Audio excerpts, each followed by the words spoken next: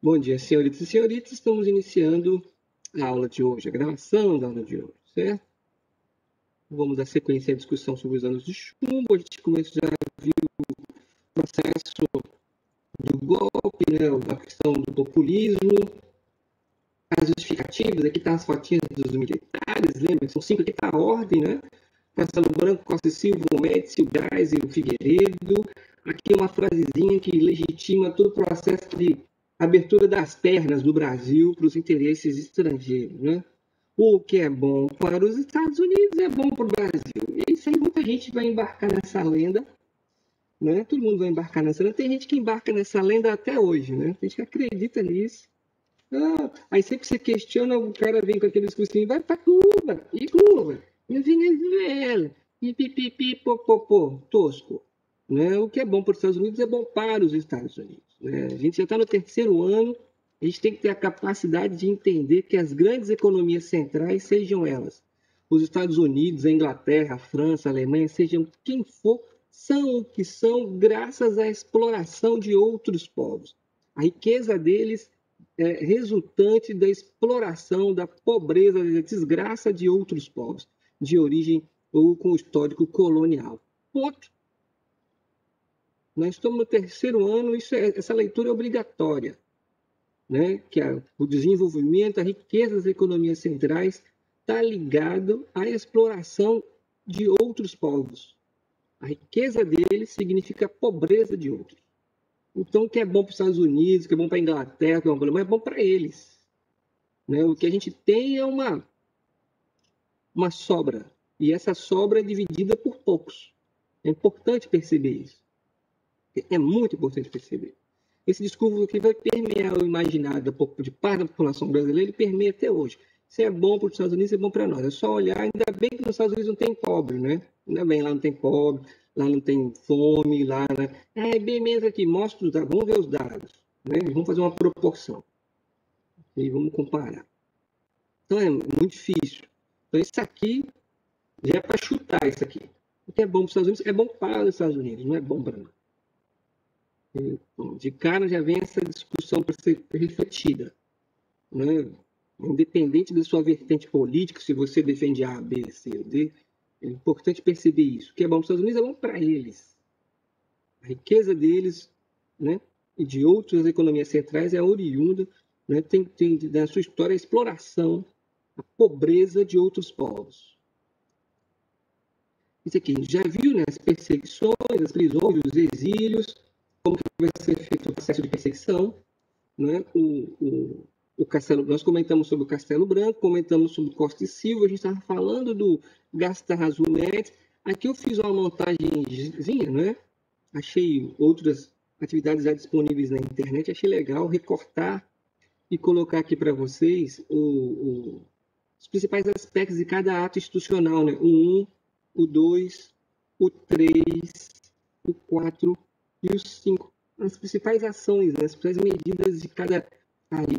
Então, isso aqui, numa perspectiva de concurso, de questão de decoreba, conteudista, é importante dominar essas ações produzidas por cada ato institucional. Sempre lembrando que não serão só 5 atos institucionais, vão ser vários atos institucionais, certo? Esse aqui é o que se destaca mais.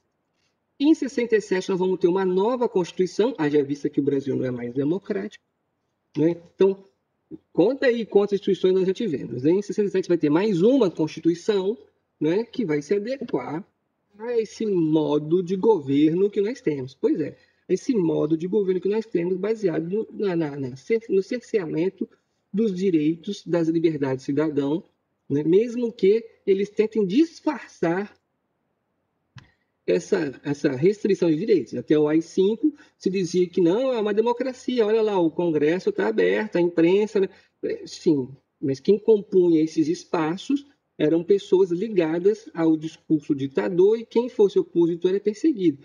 Se você ouvir direitinho o que está acontecendo no Brasil hoje, você vai perceber que jornalistas estão sendo demitidos por criticarem o governo, sai uma lista de detratores, né? Pessoas estão sendo intimadas para depor.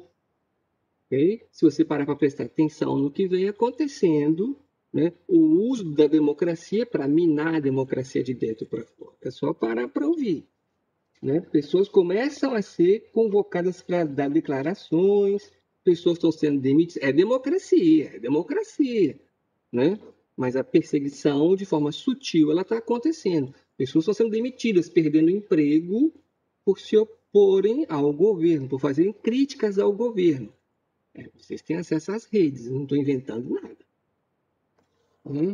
Vocês têm acesso às redes, eu não estou inventando nada. Lamentável ver pessoas comemorando isso. Né? Vamos ver quando chegar neles.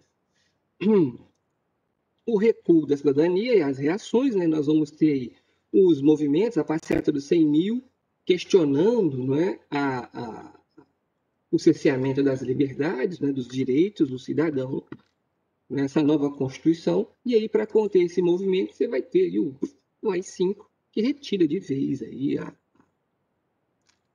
as liberdades individuais. Destaque aí para as organizações paramilitares que foram criadas durante o AI-5, que prendiam, torturavam, matavam suspeitos de subversão. E aí está de bandeja para vocês a declaração do delegado Cláudio Guerra e do coronel Paulo Marinense.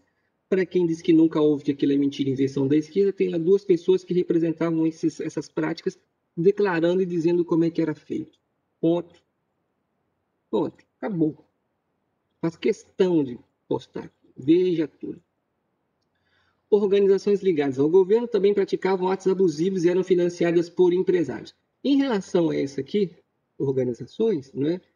Porque a esquerda, o pessoal roubava banco, assim, roubava banco para financiar a luta contra a ditadura. Haja vista que empresários bancavam esse tipo de conduta. Está aqui cadê o videozinho que eu postei? Deixa eu achar aqui para você assistir.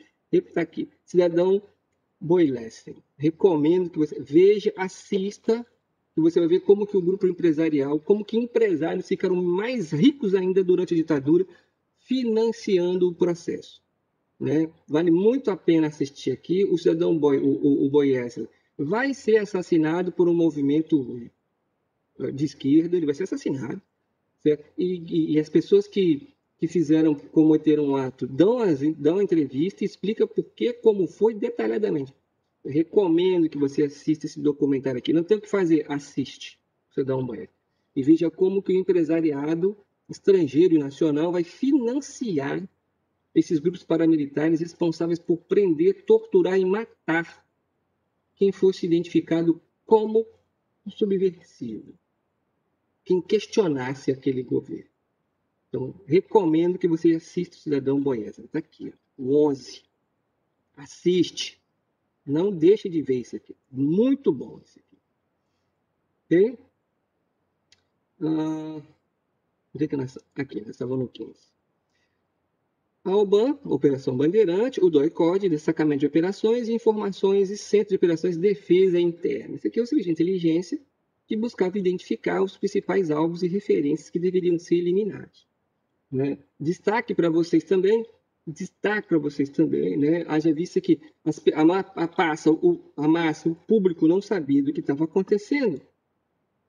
Uma das estratégias utilizadas pelos grupos de oposição, né, pela resistência, vai ser o sequestro do embaixador norte-americano, onde, para garantir a vida dele, para que ele fosse devolvido pelos sequestradores, a exigência é que uma carta escrita pelos sequestradores fosse lida no Jornal Nacional.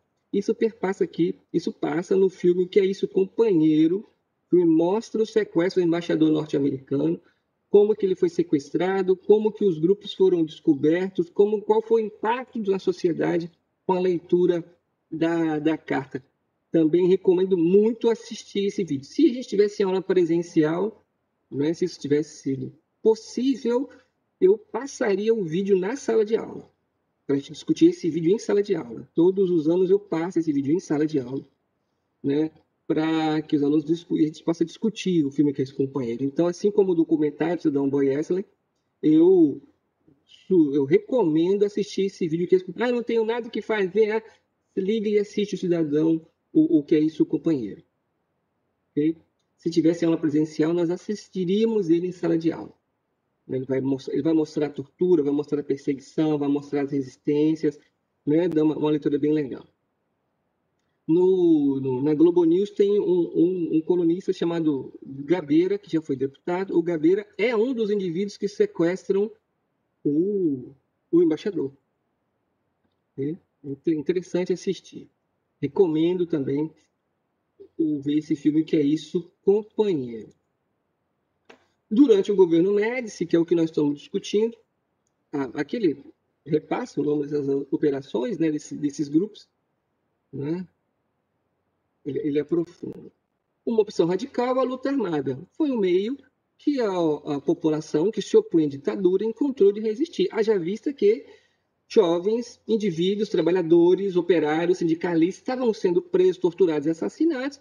Se resolveu agir e reagir da mesma forma, fogo com fogo. E aí se criaram grupos revolucionários, né? Grupos armados, né, no Brasil, tanto no meio rural quanto no meio urbano. E esses grupos vão praticar algumas ações, como, por exemplo, assalto a banco, como forma de financiar a luta armada. Já viste que não tinha nenhum empresário botando dinheiro para enfrentar a ditadura. Você precisava desses recursos de algum lugar. No filme Que é Isso, Companheiro, ele já começa com um assalto a banco, né? E eles vão mostrar como que isso acontecia. Vale a pena assistir e pensar sobre. Destaque aí, né, para o Marighella. Vai sair um filme, um livro agora do Marighella, vale muito a pena, né? O Marighella é um dos indivíduos negados pela história tradicional, nós já falamos sobre isso. A história tradicional, os nossos heróis são todos ligados ao Império, ao Exército, basicamente, com exceção do Zumbi, né? Todos os demais são ligados ao sistema. Ninguém que enfrentou o sistema está na história tradicional como herói. Você não tem o Marighella, você não tem o Luiz Carlos Prestes, nem como citação. Né? Nem como citação. Passa-se despercebido. Nos últimos 10 anos você começou a ouvir falar sobre ele, sobre Marighella. Né? Um homem que entra no movimento já na segunda idade, vamos dizer assim. O capitão Carlos Lamarck, que era um homem do exército, que se recusou a participar daquele processo e trocou de lado, né? Todos os dois serão assassinados. Né? Todos os dois serão assassinados. E você tem o filme também, Lamarck. Se você procurar no YouTube, tem lá o filme Lamarck, até o Paulo Betti, que fez o papel do Lamarck como representante da luta, um dos representantes da luta armada. Tanto é que o inimigo número 1 era o Carlos Mário Marighella. Era o inimigo número 1. Né? E ele vai ser assassinado numa emboscada, né? Produzida por um delegado, Fleury, em São Paulo. Salvo engano, um padre vai ser torturado para dar a localização com o Marighella. Ele vai ser assassinado a sangue frio no meio da rua. Okay? Então você tem aqui alguns movimentos: Aliança Libertadora Nacional, a ALN, Movimento Nacional Revolucionário, o MNR, o Partido Operário Comunista, o POC, a Ação Popular, a AP, Avante, Movimento de Libertação Popular, MOLI, PCB, PCB do B, aqui é PC do B, entrou esse B aqui errado. Movimento Revolucionário 8 de Outubro, MR8. Então você tem aqui alguns grupos de oposição, grupos que vão pensar ações militares contra os militares.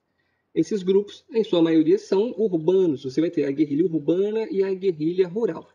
A guerrilha rural, né, ela vai ter um prejuízo, vamos dizer assim, em relação às guerrilhas urbanas. Como assim?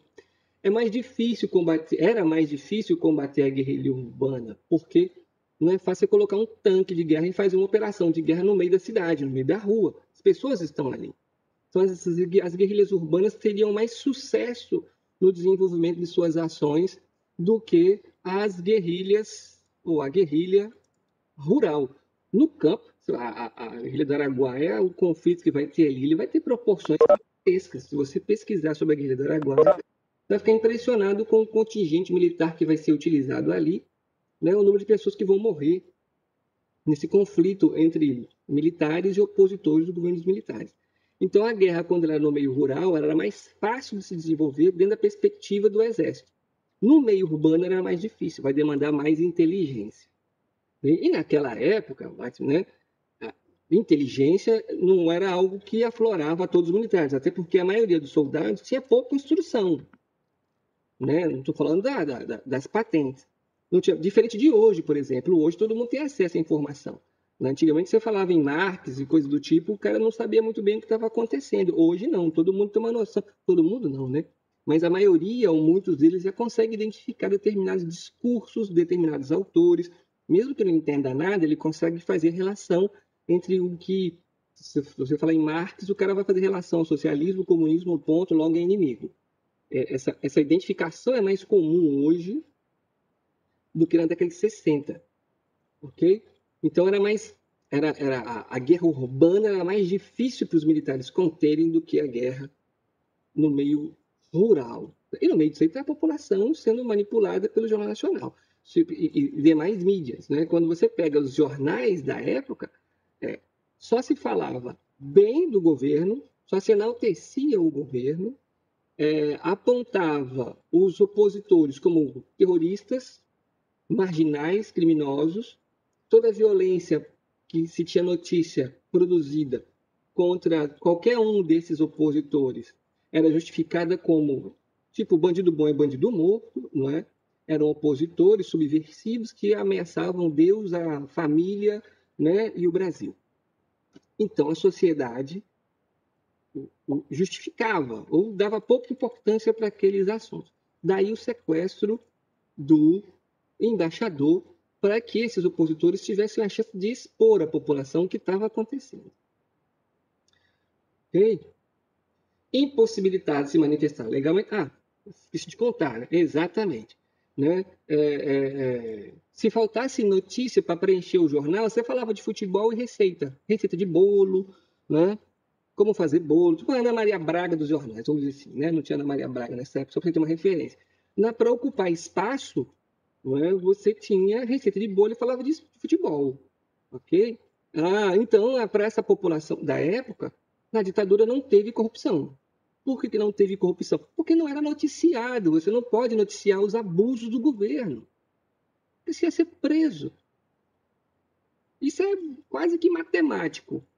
Né? Onde existe censura, você vai permitir que você critique o governo.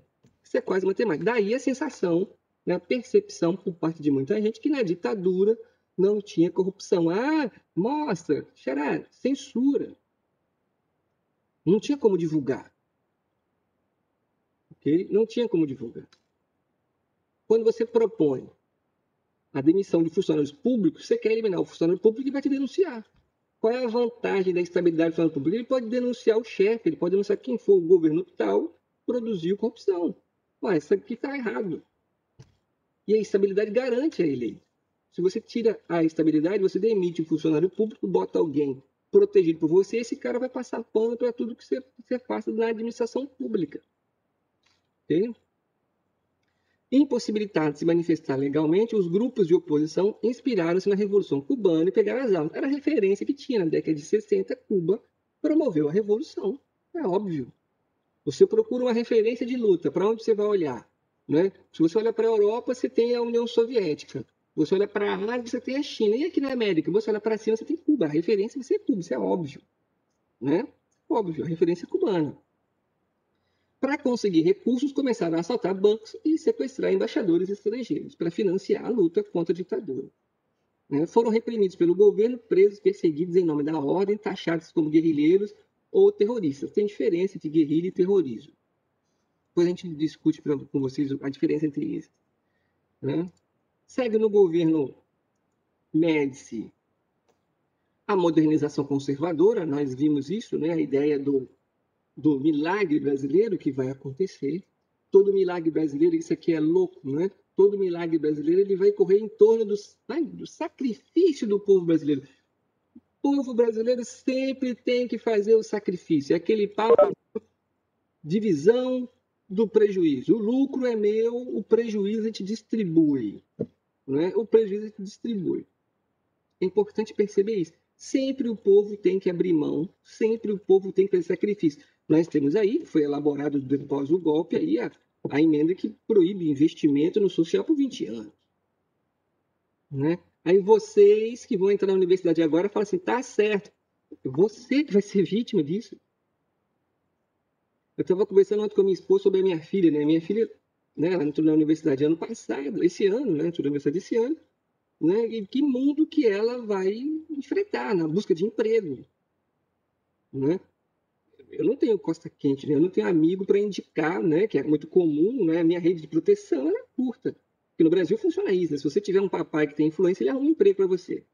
Se você não tiver, você tem que pensar nesse não investimento em políticas públicas de geração de emprego, por exemplo. Você vai estudar, você vai gastar uma baba na faculdade particular, tem um monte aí que passou na faculdade particular, né? Tem um monte aí que passou, acho que até todos agora que passaram foi faculdade particular, você vai pagar uma baba para trabalhar de quê e aonde? Depois de você se formar. Ou você não está preocupado com isso? Deveria. Né? É importante perceber isso, porque nós estamos vivendo mais um momento de sacrifício em prol dos interesses de uma minoria que está no poder, econômica. Então você deveria se preocupar com isso. Você vai gastar uma baba de formação, mensalidade, alimentação, transporte, material, etc, etc, etc. Me formei 4 anos, estou com um canudo embaixo do braço. O que eu vou fazer com esse canudo? Você tem que se preocupar com isso, tem que pensar isso. É triste você, na idade que vocês estão agora, 16, 17, 18 anos, né? Ter essa pecha de preocupação, né? Esse estresse. Você nem terminou o curso e já tem que estar preocupado com isso. Né? Importante pensar nisso, nas ações do governo para o futuro. Por aí, daqui a 4 anos, como é que eu vou estar? Como é que está o meu mercado de trabalho? Como é que vai estar o meu acesso ao mercado de trabalho? Que políticas do governo, seja ele qual for o governo, tá, gente? Que políticas do governo estão sendo implementadas aonde eu vou poder exercer a minha profissão e alcançar o que eu estou buscando? Importante você pensar nisso. Tanto é que os militares colocam para um projeto de modernização e crescimento econômico apoiado pelo Estado, que contava com empréstimos estrangeiros. A gente já viu isso na última aula, a gente discutiu isso. Nós vamos ter esse milagre brasileiro, investimento em obras faraônicas, em grandes obras. Vai ter geração de emprego? Vai. Vai ter crescimento? Vai. O Brasil vai estar entre as 15 potências econômicas do mundo. Mas a que custo? Há um custo de uma submissão aos interesses estrangeiros, porque todo esse crescimento é fruto de empréstimo. E esse empréstimo tem que ser pago. Esse empréstimo vai ter que ser pago. Quem vai pagar essa conta? As gerações futuras. São as gerações futuras. Nós vamos ver mais à frente que o Brasil vai ter as chamadas décadas de 80 e décadas de 90, que vão ser as chamadas décadas perdidas. O Brasil cresceu muito pouco ou nada. Porque toda a riqueza produzida estava sendo utilizada para cobrir juros da dívida externa, que emperrava o nosso desenvolvimento. Né? Fruto desse milagre econômico. Porque na ditadura o Brasil virou 15ª potência do mundo. Sim, mas logo em seguida a gente entrou em desgraça. Né? Porque não se vê as consequências. Transporte, setores de energia, siderurgia, comunicação receberam apoio especial tanto do governo quanto de empresários brasileiros. Claro, eles estão ganhando com isso. O setor industrial, o governo incentivou a contenção salarial. Como os sindicatos eram mantidos sob controle e repressão, os trabalhadores não tinham a quem recorrer, fazendo esse sacrifício pelo país. Está vendo aqui? Ó? Como os trabalhadores não têm a quem recorrer, porque o sindicato era mantido sob controle, e você tem hoje trabalhador defendendo o fim do sindicato, porque o sindicato só tem ladrão, porque o sindicato não faz nada. Tá bom, acaba o sindicato, você foi mandado embora. Por quê? Porque sim, quem vai me proteger? Você não tem que se opor ao sindicato, você tem que se opor ao sindicalista ruim. É diferente. O sindicato é quem protege o trabalhador. Quando você elimina o sindicato, você não tem para quem recorrer. É importante perceber isso. Acabou o sindicato, você vai recorrer a quem? Quem vai te proteger? Ninguém. Você está sozinho enquanto empresário. Quem ganha? Tem que pensar nisso. Parece discurso esquerdista. Não. É discurso em prol do trabalhador. Nós somos trabalhadores. Se meu pai é empresário, no final do mês tem lá, professor, 6 dígitos na conta dele. De 40 mil para cima, todo mês pinga na conta do meu pai. Beleza. Toda a sua defesa ao projeto neoliberal, capitalista está justificada. Não vou nem discutir. Não é? Pinga lá 40, 50 pau, pelo menos, todo mês na conta do meu pai. Sou eu, meu pai e meu irmão. Beleza. Não vou nem discutir. Fora isso, filho, você tem que pensar porque você é trabalhador. Você vai precisar ter a quem recorrer. Você tem que pensar isso. pinga lá, quarentão para cima, 50 mil todo mês lá, puf, na conta do papai, livre.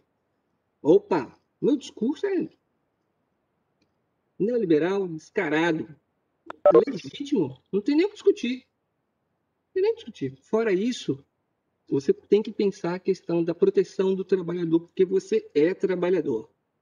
Será trabalhador, por quanto tempo eu não sei, né? Será trabalhador. Só que demonizaram essa defesa da lei que protege o trabalhador como coisa de comunista, como coisa de petista, e o trabalhador comprou esse discurso, né, e abre mão de direitos. É importante perceber isso, né? Como que a gente é induzido a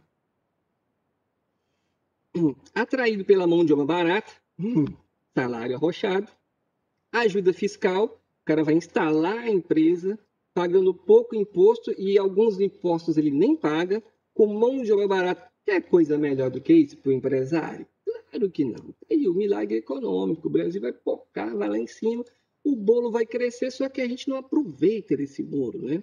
A maior parte desse bolo vai ficar entre esses empresários. A população fica com uma esmola e com um discurso reproduzido ufanista de que o Brasil é o país do futuro, ninguém segura esse país. Ok? O gigante adormecido. Né? E a população compra, embarca nisso, porque ela está trabalhando. Mas o que ela está ganhando, a gente já viu isso na última aula, é muito pouco. Não é? Quem diria que no Brasil seria luxo comer arroz e carne? Hoje é quase um luxo comer arroz e carne. Eu estou brincando. Ah, aqui em casa como eu não estou falando da sua casa, não estou falando de Brasil. Né? De uma população em sua maioria, onde a maioria ganha quanto? Qual é a média salarial do brasileiro? Se você pesquisar aí nas fontes oficiais, você vai ter qual é a média salarial do Brasil. Pois é, dá para comer picanha todo final de semana, né? Arroz integral, dá para fazer isso, né? Pois é. Mas o cara come galinha e fala que come carne, que vai comer peixe e fala que come carne. Não, em carne não falta carne. O que você come? Peixe, frango. Beleza. A discussão não é expor o indivíduo, é importante perceber isso. Quando eu falo isso, eu não estou querendo expor o indivíduo. Quando eu digo isso, é tentar produzir uma crítica de como o indivíduo se conforma com isso, porque ele ainda consegue comer carne, mesmo que não seja a carne de boi, de primeira lá, né? Todo mundo acha que tem que ser, cara, frango é mais saudável, peixe é mais saudável, tudo isso é mais saudável. Mas eu estou dizendo a questão do poder aquisitivo. É uma demonstração de como esse poder aquisitivo está caindo e as pessoas se conformam com esse discurso. É essa a avaliação que está tentando propor.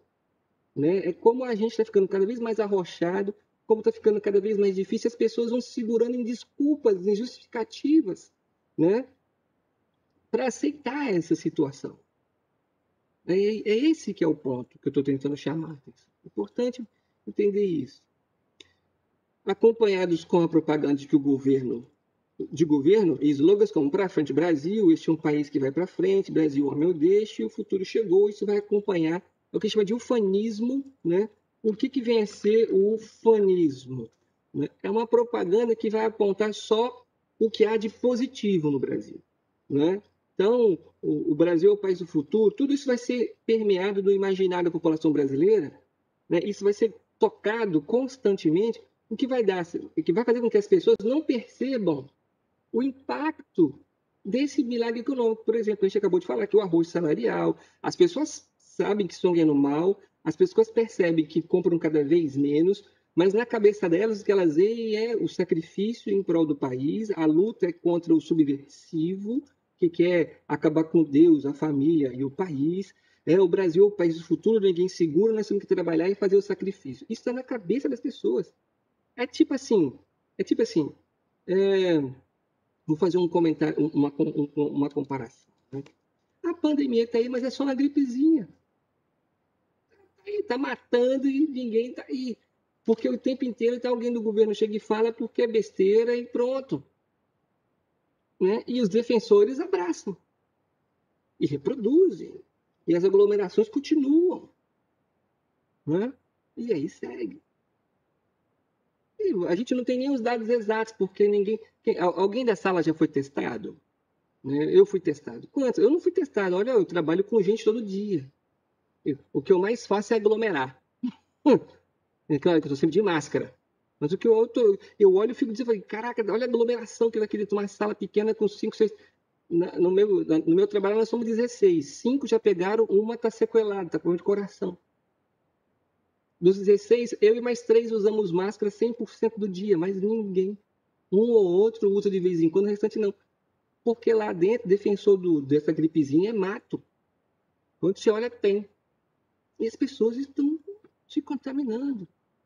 É mais ou menos isso. Então, a propaganda é tão maciça que as pessoas perdem a noção da realidade delas. Elas aceitam a realidade. Não é assim mesmo, tem que se sacrificar.